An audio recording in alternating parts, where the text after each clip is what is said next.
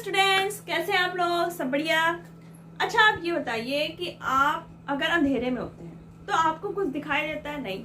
लेकिन जैसे ही लाइट आ जाती है, जैसे ही लाइट ऑन करते हैं, आपको सब कुछ बिल्कुल क्लियर दिखाई देने लगता है। तो ऐसा क्या होता है कि लाइट जैसे ही ऑन होती है आपको हर चीज दिखाई देती है? अंधेरे में कोई चीज हमें क्यों नहीं दिखाई देती? वैसे तो हम हर चीज किससे देखते हैं? आंखों से। लेकिन बिना लाइट के, बिना रोशनी के, कैन यू इमेजिन कि आप कुछ देख सकते हैं? इतना जो आपके चारों तरफ का वर्ल्ड है, तो आप बिना लाइट के इसको नहीं देख सकते। तो आज हम यही जानेंगे इस वीडियो में कि ऐसे लाइट में क्या प्रॉपर्टीज होती हैं कि हमें ऑब्जेक्ट्स क्लियरली दिखाई देने लगते हैं। लाइट किस टाइप की है, जो इमेजेस बनती हैं वो किस टाइप की होती है, जब आप मूवी हॉल में बैठे होते हैं स्क्रीन पर जो पिक्चर्स देखते हैं वो किस टाइप की होती हैं, जब आप मिरर में आप खुद को देखते हैं तो वो किस टाइप की होती हैं, लाइट के जो नेचर है वो किस टाइप का है, प्लेन मिरर से कैसे इमेजेस बनती हैं। काफ़ी चीज़ें आपको इस वीडियो में मिलने वाली है। तो अगर अभी आपने इस चैनल को सब्सक्राइब नहीं किया है तो पीसीबी क्लब फटाफट सब्सक्राइब कर लीजिए। और चलिए फिर हम लोग अपना टॉपिक पढ़ते हैं, रिफ्लेक्शन ऑफ लाइट। ये 10th क्लास का फिजिक्स का चैप्टर है, काफ़ी अच्छा है और इंटरेस्टिंग है और इसमें काफ़ी मजा आने वाला है। तो कहीं मत जाइएगा, अपना रजिस्टर और पेन लेकर रेडी रहिए। तो हम लोग शुरू करते हैं। लाइट क्या है? एक तरह की क्या है, एक एनर्जी है जो कि बहुत जरूरी है हमें ऑब्जेक्ट्स को देखने के लिए। बिना लाइट के हम लोग कुछ भी नहीं देख सकते, है ना। जब लाइट होती है तब हमें सारी दुनिया अच्छी लगती है, अंधेरे में सब कुछ बेकार है। तो ऐसे क्या होता है कि हमें चीजें दिखाई देती हैं? तो देखिए, कुछ ऑब्जेक्ट तो ऐसे होते हैं कि वो लाइट को एमिट करते हैं, जैसे आपका सन हो गया, बल्ब हो गए, स्टार्स हो गए, है ना। तो इससे क्या है, लाइट निकल रही है, तो ये तो हमें जब भी दिखेगा, कहीं पर होगा, हमें आराम से दिख जाएगा। लेकिन बाकी ऑब्जेक्ट है आपके, जैसे बुक हो गए, चेयर हो गए, बाकी आपके जो सामान हो गए जिससे लाइट एमिट नहीं हो रही है, तो वो बिना लाइट सोर्स के हेल्प के हम नहीं देख सकते। तो इस बेस पे आपके दो तरह के ऑब्जेक्ट होते हैं। पहला क्या हुआ आपका, दो टाइप के ऑब्जेक्ट्स होते हैं, ल्यूमिनस ऑब्जेक्ट्स और आपका आता है non luminous object. Non luminous objects. तो ल्यूमिनस ऑब्जेक्ट्स क्या होते हैं? वो ऑब्जेक्ट जिनकी खुद की अपनी रोशनी है, ठीक, खुद अपने आप में वो क्या करते हैं, लाइट को एमिट करते हैं। जैसे आपका सन हो गया, आपके बल्ब हो गए, CFL हो गए, जितने भी लाइट सोर्सेस है जिससे लाइट निकल रही है, तो वो क्या हो गए आपके ल्यूमिनस ऑब्जेक्ट। इनको देखने के लिए हमें दूसरे लाइट सोर्स की जरूरत नहीं पड़ती, ये खुद लाइट सोर्स है और लाइट एमिट करते हैं और हमें ये दिख जाते हैं। जैसे आपका एग्जाम्पल में क्या हो गया, सन हो गया, CFL हो गया, बल्ब हो गए, स्टार्स हो गए। तो ये आपके ल्यूमिनस ऑब्जेक्ट्स हैं, इन्हें देखने के लिए हमें अदर लाइट सोर्स की जरूरत नहीं पड़ती, ठीक। अब आता है आपका नॉन ल्यूमिनस ऑब्जेक्ट। वो ऑब्जेक्ट जिनकी खुद की अपनी कोई रोशनी नहीं होती, कोई लाइट सोर्स नहीं होता, ठीक। इनको देखने के लिए हमें लाइट सोर्स की जरूरत पड़ती है। इसमें आपके ज्यादातर जो हमारे ऑब्जेक्ट्स हैं वो सारे क्या हैं, नॉन ल्यूमिनस हैं। आपके जैसे चेयर हो गई, बुक, कुछ भी सामान, एक्स्ट्रा XYZ, ज्यादातर चीजें हमारी क्या है, नॉन ल्यूमिनस। इनको देखने के लिए हमें इन लाइट सोर्सेस की जरूरत पड़ती है। मान लीजिए आपके कमरे में बहुत सारी चीजें हैं, आपके पूरे कमरे में क्या है, अंधेरा है, तो आपको कुछ नहीं दिखाई देगा। लेकिन जैसे ही आप स्विच ऑन करते हैं तो बल्ब क्या हुआ, उससे लाइट निकलने लगी, वो एक लाइट सोर्स है, ल्यूमिनस ऑब्जेक्ट है, वो दिखने लगा। जब लाइट सोर्स आपके सामने है तो क्या हुआ, सब जगह रोशनी हो गई, अब आपको ऑब्जेक्ट दिखने लगेगी। तो ऐसा क्या होता है, तो जो ऑब्जेक्ट्स होते हैं, जो नॉन ल्यूमिनस ऑब्जेक्ट होते हैं, तो इनके ऊपर जब लाइट पड़ती है, मान लीजिए कोई बुक टेबल पे रखी है, जब आपने बल्ब ऑन किया, बुक के ऊपर क्या हुई, लाइट पड़ी। अब वो बुक क्या करती है, लाइट बुक से रिफ्लेक्ट होके हमारे आंखों में आती है और हमें बुक दिखाई देने लगती है। तो जो नॉन ल्यूमिनस ऑब्जेक्ट्स हैं वो लाइट को रिफ्लेक्ट करते हैं और वो रिफ्लेक्ट जो रिफ्लेक्शन होता है वो हमारे आईज के अंदर जाता है और हमें चीजें दिखाई देने लगती हैं। ठीक, तो नॉन ल्यूमिनस ऑब्जेक्ट क्या करती हैं, जब उनके ऊपर लाइट पड़ती है तो वो लाइट को क्या करती है, रिफ्लेक्ट करती है और हमें चीजें दिखाई देने लगती है। अब आता है आपका जो लाइट है वो क्या है, स्ट्रेट वे में चलती है। ये ऐसे कैसे कह सकते हैं स्ट्रेट वे में चलती है, अगर लाइट के पाथ पर कोई ऑब्जेक्ट आता है तो क्या होता है, लाइट आगे पास नहीं होती और पीछे क्या बन जाती है, ऑब्जेक्ट के पीछे शेडो। तो इस चीज से हमें पता चलता है कि लाइट स्ट्रेट लाइन में चलती है। बाकी हम इसको आगे डिटेल में पढ़ेंगे। तो जो नेचर है लाइट का, उसके लिए दो थ्योरी आई। एक तो आई वेव नेचर है कि लाइट हमारी वेव है, एक तरह की क्या है, वेव, तो वेव थ्योरी है। दूसरा माना गया कि लाइट हमारी जो है वो पार्टिकल्स से मिलकर बनी है, तो दूसरी थ्योरी क्या आई, पार्टिकल थ्योरी। तो कुछ लाइट के जो कैरेक्टर्स हैं वो एक्सप्लेन होते हैं with the help of wave theory. कुछ लाइट के ऐसे नेचर हैं जो सिर्फ पार्टिकल थ्योरी से एक्सप्लेन होते हैं। लेकिन बाद में रिसर्च के बाद, इतने सालों से जो रिसर्च चला रहा, उससे ये आया, एक नई क्वांटम थ्योरी आई और उन्होंने बताया कि लाइट डुअल नेचर है, यानी कि ये वेव नेचर भी दिखाती है और पार्टिकल नेचर। तो एक नई थ्योरी आई। तो अब ये हम वेव थ्योरी और जो आपकी पार्टिकल थ्योरी है, तो ये होता क्या है इसके बारे में अब हम लोग जानते हैं। लाइट के नेचर को डिफाइन करने के लिए दो थ्योरी आई, एक है the wave theory of light और दूसरी है particle theory of light. Wave theory के अकॉर्डिंग ये कहा गया कि जो लाइट है हमारी वो क्या है, एक तरह की इलेक्ट्रोमैग्नेटिक वेव है जो कि किसी भी मीडियम के हेल्प के बिना ट्रेवल कर सकती है। ना तो उसको सॉलिड मीडियम चाहिए, ना लिक्विड, ना gas. Without any help of medium it can travel. और ये जो इलेक्ट्रोमैग्नेटिक वेव है, इसकी जो विजिबल लाइट की वेवलेंथ है वो कितनी है, 4 × 10⁻⁷ to 8 × 10⁻⁷ मीटर। और जो विजिबल लाइट की स्पीड है वो कितनी है, 3 × 10⁸ metre per second in vacuum.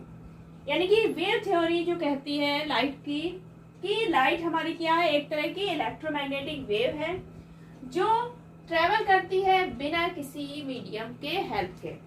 और इसमें जो विजिबल लाइट की वेवलेंथ है वो आपकी है 4 × 10⁻⁷ से 8 × 10⁻⁷ मीटर। और जो स्पीड है आपकी लाइट की in vacuum, that is 3 × 10⁸ metre per second. अब आती है आपकी पार्टिकल थ्योरी।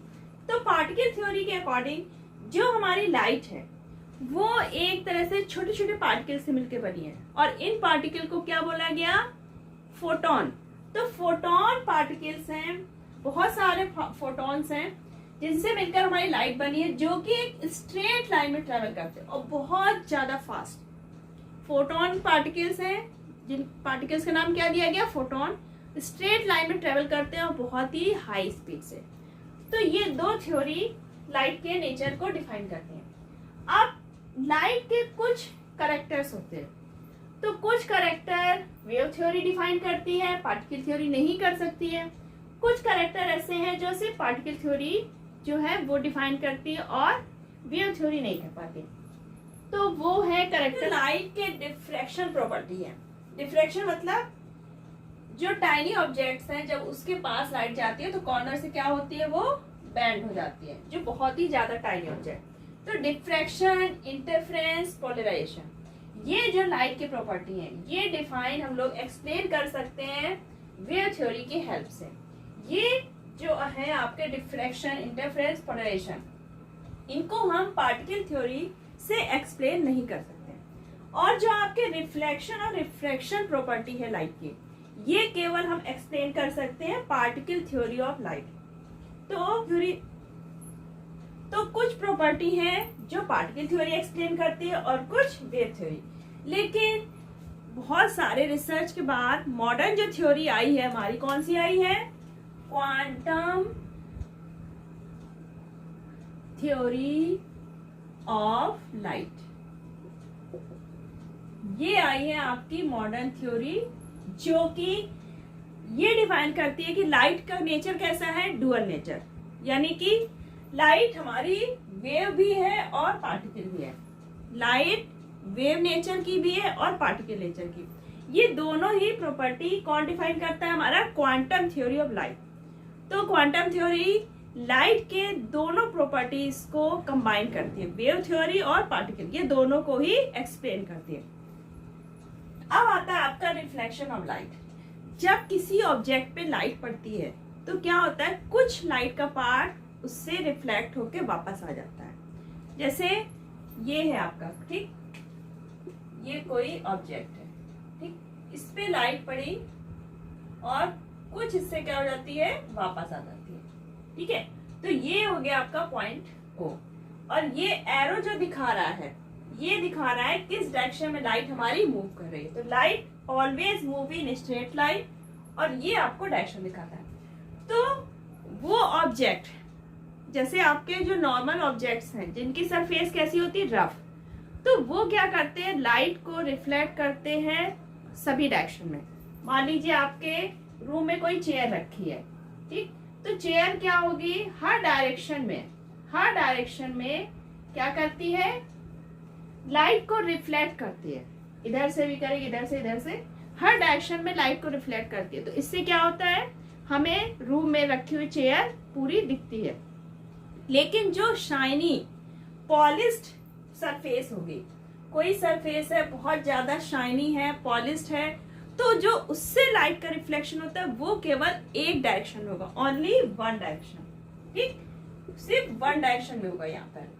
तो जो नॉन पॉलिश्ड रफ सरफेस वाले ऑब्जेक्ट्स होते हैं वो लाइट का रिफ्लेक्शन ऑल डायरेक्शन में करेंगे, और जो आपके शाइनी पॉलिश्ड सरफेस होती है वो केवल रिफ्लेक्शन एक ही डायरेक्शन होता है। तो रूम में क्या होते हैं, जो ऑब्जेक्ट्स होते हैं उनकी सरफेस कैसी होती है, रफ, इसलिए वो लाइट का रिफ्लेक्शन और डायरेक्शन में करते हैं और हमें चीजें दिखाई देती है। तो जो आपका सिल्वर है, आपका बेस्ट रिफ्लेक्टर है लाइट का, इसीलिए अगर किसी मिरर के पीछे सिल्वर की पॉलिश करते हैं तो वो क्या करती है, लाइट को टोटली रिफ्लेक्ट करती है, यानी कि सिल्वर की जो लेयर है उधर से टोटल रिफ्लेक्शन होता है लाइट का, इसके क्रॉस होके लाइट का कोई भी पार्ट नहीं जाएगा, टोटल पूरी लाइट को क्या कर देती है, ये रिफ्लेक्ट कर देती है।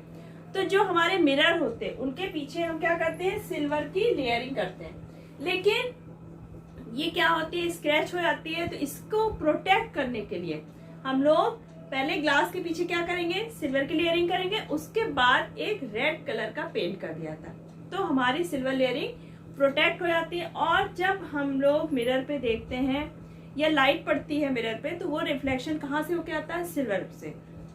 लेकिन सिल्वर मेटल हमारी क्या होती है, काफी कॉस्टली होती है, इसलिए जो हम लोग मिरर यूज करते हैं उसमें सिल्वर की जगह किसकी पॉलिश रहती है, एल्यूमिनियम की। एल्यूमिनियम क्या है, चीप भी है, इजीली अवेलेबल है।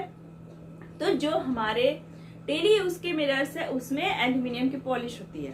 तो ये मिरर शेप अलग अलग हो सकते हैं, साइज हमारी यूज के हिसाब से, जैसे ड्रेसिंग टेबल का हो गया या आप किसी बड़े वॉशरूम में लगा रहे हैं तो ये साइज हम लोग अपने अकॉर्डिंग एडजस्ट कर लेते हैं।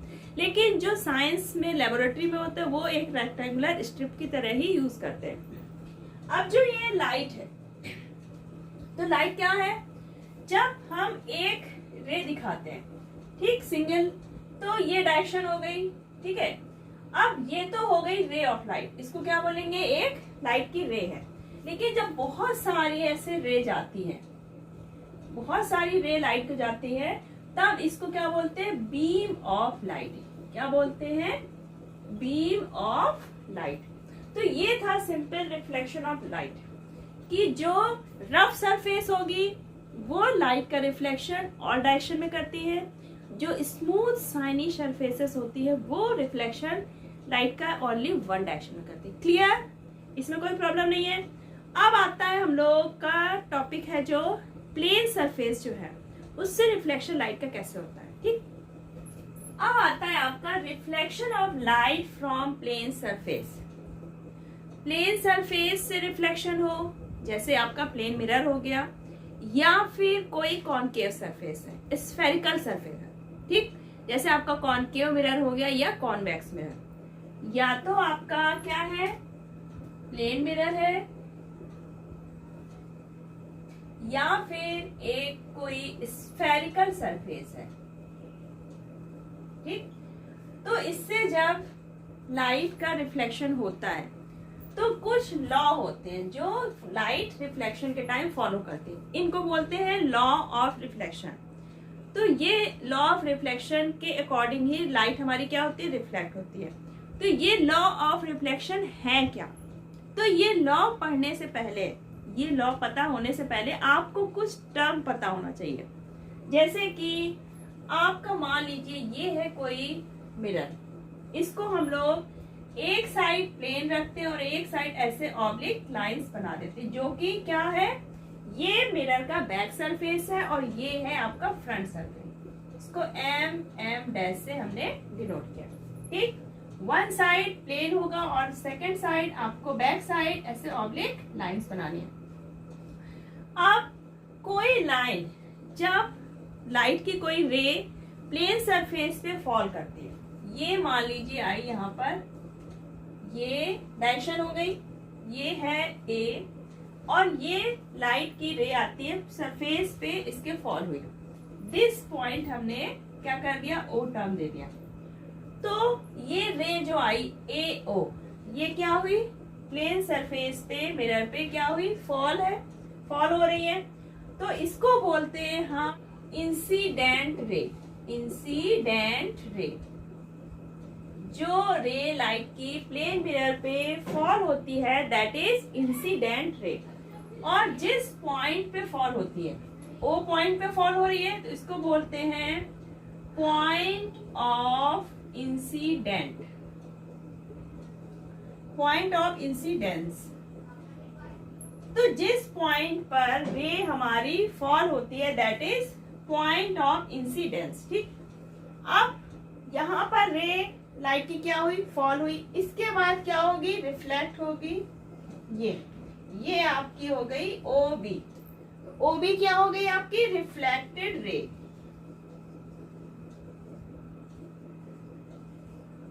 ठीक, तो ये ओ बी क्या हो गई, आपकी रिफ्लेक्टेड रे, और ए ओ क्या हो गई, इंसिडेंट रे, और ये ओ पॉइंट पे रे हमारी फॉल होती है, तो ये हो गया पॉइंट ऑफ इंसिडेंस। अब एक टर्म आता है आपका नॉर्मल।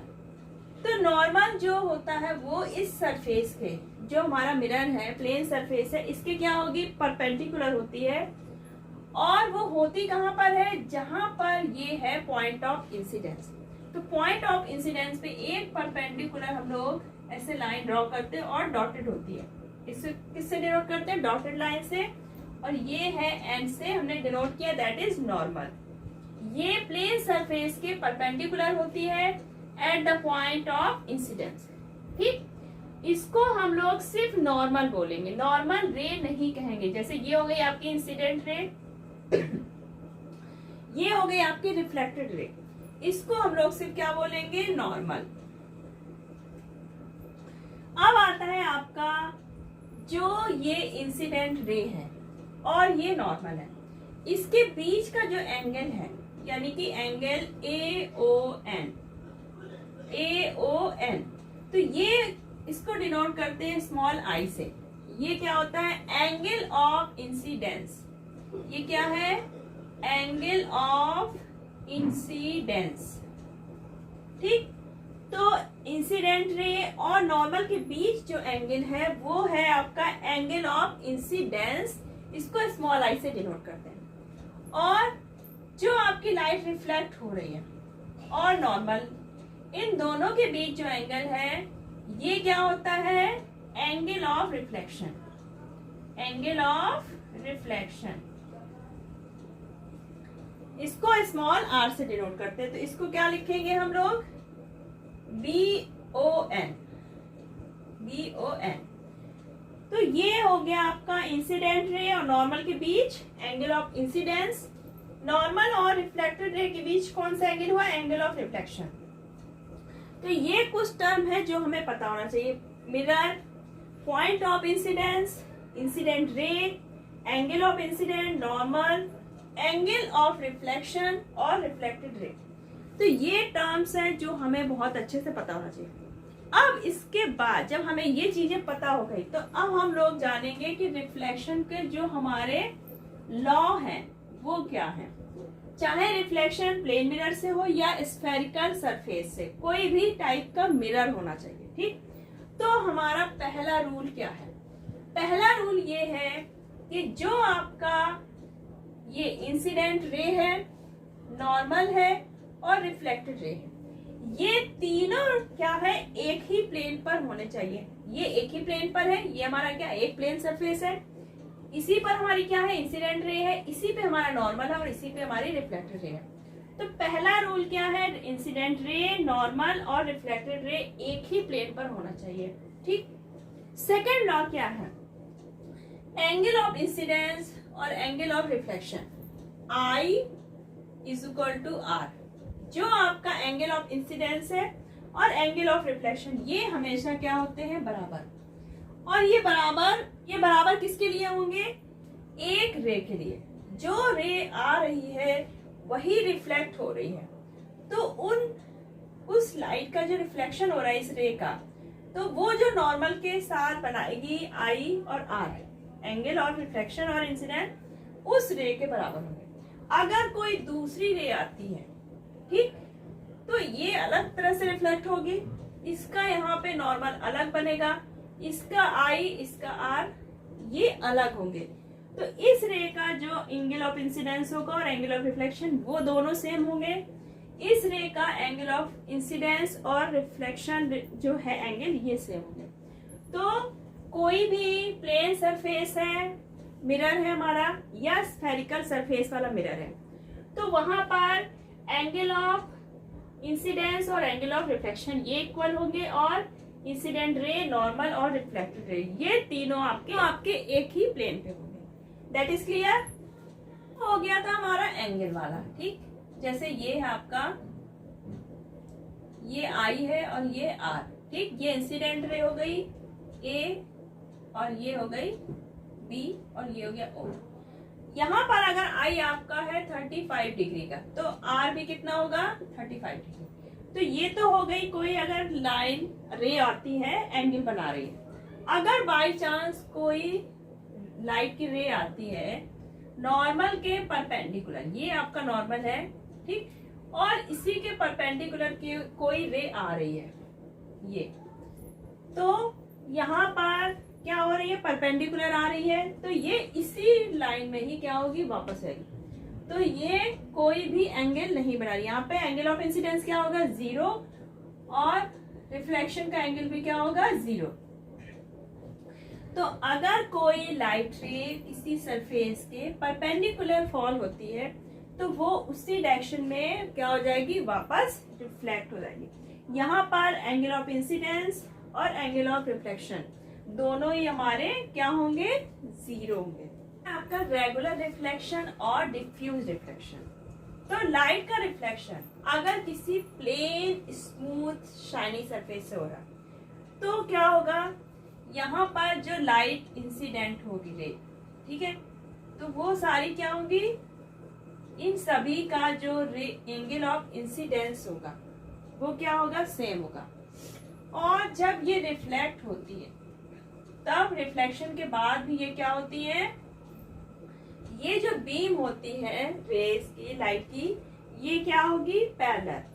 रिफ्लेक्शन के बाद भी ये पैरेलल रिफ्लेक्ट होगी और एक ही डायरेक्शन में रिफ्लेक्ट होती है। तो ये कहलाता है हमारा रेगुलर रिफ्लेक्शन। जब कोई बीम ऑफ लाइट किसी प्लेन सरफेस पे या कोई स्मूथ सरफेस है या हाईली पॉलिश सरफेस है उस पर फॉल होती है, तो रिफ्लेक्शन के बाद वो बीम ऑफ लाइट क्या होगी, सारी रेज क्या होगी, पैरेलल होगी और एक ही डायरेक्शन में रिफ्लेक्शन होगा। यहाँ पर सभी रेज का एंगल ऑफ इंसिडेंस सेम होगा और रिफ्लेक्शन वाला एंगल भी क्या होगा, सेम होगा। तो इसमें क्या बनती है, एक इमेज बन जाएगी। अब रेगुलर रिफ्लेक्शन होता किससे है, जैसे आपकी हाईली पॉलिश मेटल है या मिरर है आपका, या फिर बहुत ज्यादा शाइनी वुडन टेबल वगैरह है, उसमें रेगुलर रिफ्लेक्शन हो जाता है और हमें इमेज दिखने लगती है। अब ऐसा होता क्यों है, जो आपका प्लेन सरफेस है उसमें जो पार्टिकल्स होते हैं वो सब एक ही डायरेक्शन में फेस कर रहे होते हैं। सबकी डायरेक्शन क्या होती है? फेसिंग की एक ही। तो जब उसमें लाइट की बीम पड़ती है, रे पड़ती है, तो रिफ्लेक्शन जब होता है तो वो रिफ्लेक्टेड रे एक स्ट्रेट लाइन में जाएगी और यहाँ पर एंगल ऑफ इंसिडेंट और एंगल ऑफ रिफ्लेक्शन ये दोनों क्या रहता है? सेम रहता है। तो हमारा इमेज इसमें क्लियर बन जाता है। अब आता है आपका डिफ्यूज रिफ्लेक्शन। तो डिफ्यूज रिफ्लेक्शन जो होता है वो रफ सरफेस में होता है। जैसे आपका ऑब्जेक्ट्स है बहुत सारे जिनका सरफेस कैसा होता है? रफ होता है। तो इसमें रे जो फॉल होती है और ये क्या करती है? लाइट को स्कैटर कर देती है। मतलब रिफ्लेक्शन के बाद जो रे रिफ्लेक्ट होती है वो क्या होती है? एक ही डायरेक्शन में नहीं होगी। यहाँ पर सभी रेस का एंगल ऑफ इंसिडेंस और एंगल ऑफ रिफ्लेक्शन क्या होता है? अलग अलग। यहाँ पर जैसे एक रे है, इसका जो एंगल ऑफ इंसिडेंस होगा और आई और आर, एंगल ऑफ इंसिडेंट और जो रिफ्लेक्शन एंगल है ये दोनों सेम होंगे। इस रे का अलग होगा, इस रे का अलग, यानी सभी रेस का एंगल ऑफ रिफ्लेक्शन और एंगल ऑफ इंसिडेंस क्या होंगे? अलग अलग होंगे। और लाइट जो रिफ्लेक्शन के बाद जो हमारी बीम होती है वो क्या होती है? एक डायरेक्शन में पैरेलल होके ना जाके कैसे जाती है? स्कैटर हो जाती है, हर जगह रिफ्लेक्ट हो जाती है और इसमें इमेज नहीं बनता। तो जैसे मान लीजिए आपके कमरे में कोई बुक रखी है तो इस पे जब लाइट पड़ती है, इसका सरफेस कैसा है? रफ। तो ये लाइट को हर डायरेक्शन में क्या करती है? रिफ्लेक्ट करती है। तो हमें रूम के किसी भी पार्ट से हमें ये बुक क्या होती है? दिखाई देती है, क्योंकि ये हर डायरेक्शन में रिफ्लेक्शन इसका लाइट का कर रही है। लेकिन जो आपके प्लेन सरफेसेस होते हैं ये लाइट का रिफ्लेक्शन एक ही डायरेक्शन हो गई, हर डायरेक्शन में लाइट रिफ्लेक्ट करेगी और आपको हर जगह से क्या होती है? दिखाई देती है। जो आपकी सिनेमा की स्क्रीन होती है उसका प्लेन जो सरफेस होता है वो कैसा होता है? रफ होता है और हर डायरेक्शन में क्या करती है? लाइट रिफ्लेक्ट करती है। और सिनेमा हॉल में कहीं से भी आप देखें आपको मूवी क्या होती है? आराम से दिखती है। तो वो क्या करती है? जो प्रोजेक्टर से लाइट उस पर जब फॉल होती है तो वो क्या करती है? उसको हर डायरेक्शन में रिफ्लेक्ट कर देती है और हमें मूवी हर जगह से आराम से दिखाई देती है। तो ये तो हो गया आपका रेगुलर रिफ्लेक्शन और डिफ्यूज रिफ्लेक्शन। अगले वीडियो में हम लोग पढ़ेंगे ऑब्जेक्ट क्या होता है, इमेजेस क्या होते हैं, इमेजेस रियल वर्चुअल क्या होते हैं, कैसे इमेजेस बनती है। तो ये सब कुछ स्किप ना हो इसके लिए अभी आप चैनल सब्सक्राइब करिए और अगर वीडियो पसंद आया हो तो इसको ज़्यादा से ज़्यादा शेयर करिए और लाइक करिए। तब तक अपना ख्याल रखिएगा। Bye bye.